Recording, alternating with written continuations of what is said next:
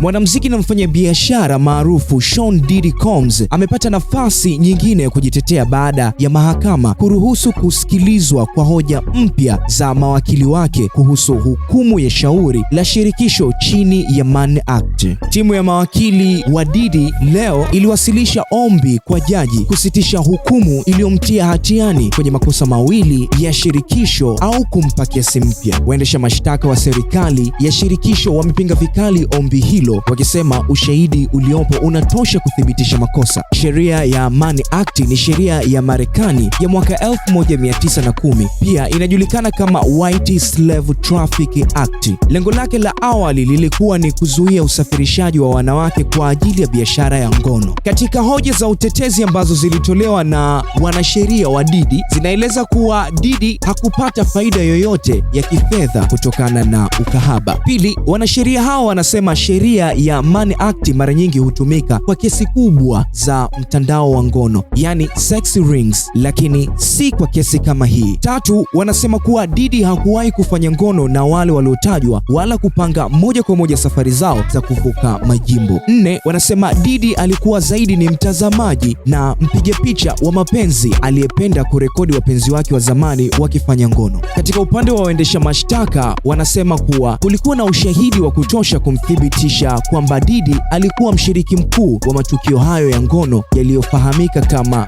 freak-offs. Pia wamedai kuwa hakuwa mtazamaji tu, bali pia alikuwa mshiriki kikamilifu katika kuongoza vitendo vya ngono na hata kujihusisha kimwili. Pia hoja ya kusema kwamba alikuwa ni mtayarishaji wa filamu za ngono, pia serikali imesema kuwa hiyo haina mashiko kwa sababu moja, sehemu kubwa ya matukio hayakurekodiwa. Pili, katika yale matukio yaliyorekodiwa hayakuwa na idhini kutoka kwa wahusika, kwani wengi wao hawakujua kamera kama ilikuwa inawarekodi. Baada ya pande zote mbili kuweza kupeleka hoja zao mahakamani, kinachofuata ni hukumu ambayo Diddy atahukumiwa Oktoba 3 mwaka 2025.